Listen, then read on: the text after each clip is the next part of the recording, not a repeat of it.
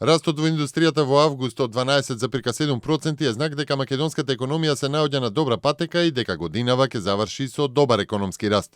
Потврда за тоа е вчерашниот извештај на Светската банка со кој е оценето дека Република Македонија, заедно со Црна Гора, има највисока економска стапка во регионот и највисок економски раст, оцени вице-премиерот и министер за финансии Зоран Ставрески.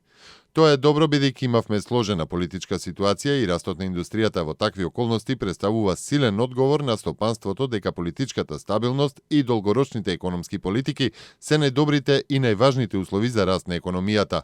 Сметам дека остварениот раст е значаен бидејќи опфаќа широк број на гранки во индустријата, а посебно преработувачката индустрија како стожер на индустриското производство. Расте со 8,5% во август, изјави Ставрески. Според него индустријата оствари таков раст бидејќи, како што рече, стопанствениците ги гледаат долгорочните политики како стабилни и како добри, а пред се даношната политика и политиката во делот на работните односи, како и мерките, како што е Македонија вработува, привлекувањето на странските инвестиции и другите економски политики.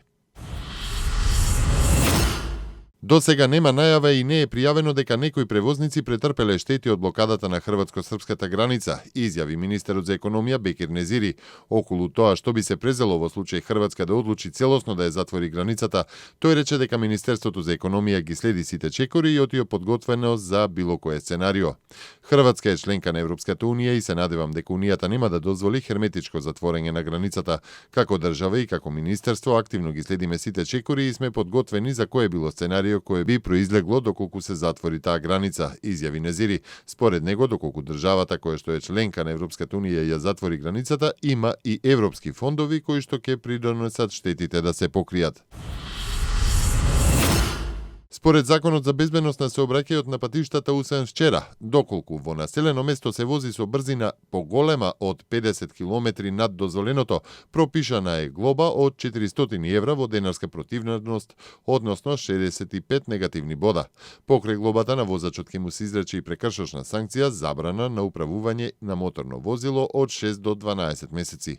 Доколку пречекорувањето на брзината е од 30 до 50 км на час, казната е 300 евра во денарска противредност, односно 50 негативни бода и забрана за управување на моторно возило од 3 до 12 месеци. За брзина поголема од 10 до 30 км над дозволената, казната е 45 евра во денарска противредност, односно 25 негативни бода. Казна е предвидено и за брзина поголема од 10 км на час над дозволената, и тоа 10 евра во денарска противредност, односно 10 негативни бода. Вклучените светла и прекуден остануваат задолжителни и дење и ноќе, а казната за непочитување на овој закон изнесува 15 евра за денското возење, односно 35 евра за возење ноќе без вклучени светла, односно 15 негативни бода. Спорот за уставното име на Македонија брзо станува голем проблем меѓу Грција и Соединетите Американски држави, изјавиле странски дипломатски извори за грчкиот весник Товима, додавајќи дека САД го одбиле грчкото барање Скопје да учествува под привременото име ПЈРМ на разговорите за насилен екстремизам во Њујорк. Весникот додава дека поканата била испратена до Република Македонија, име кое САД го признале во 2004 година и покрај грчките приговори. Ова е втор пат американските власти да игнорираат вакво барање на грчката влада. Во декември лани, ФИРОМ беше насловена како Република Македонија во заедничкото соопштение за формирање коалиција против така наречената исламска држава. Министерството за надворешни работи во тоа време, Евангелос Венизелос, упати официјална жалба до неговиот американски колега Џон Кери и одлучи да не учествува на состанокот, потсетува весникот Товима. Дипломатските извори за грчкиот весник објасниле дека и во двата случаи одбивањето на грчките барања дошло од помошник државниот секретар за европски и евразијски прашања во Стейт департментот Викторија Нуланд. Таа, според Товима, му рекла на грчкиот амбасадор во Вашингтон Христос Панагопулос подобро директно да се позанимава со темата, кога тој ја потсетил со цел да се најде решение кое ќе ги задоволи двете страни. Рускиот министер за надворешни работи Сергеј Лавров е уверен дека американскиот претседател Барак Обама го слушнал рускиот колега Владимир Путин што има да каже, оценувајќи го разговорот меѓу нив за конструктивен, но и дека не биле договорени никакви конкретни чекори, ниту било разгледано прашањето за формирање коалиција во борбата против Исламската држава.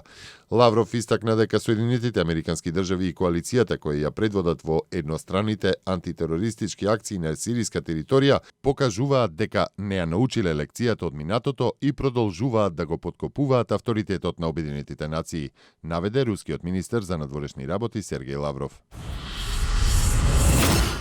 Од почетокот на годинава досега во Европа пристигнале 522.134 мигранти преку Средоземното море, соопшти Меѓународната организација за миграција со седиште во Женева. Во обид пак да дојдат до европските земји, животот го загубиле 2892 лица.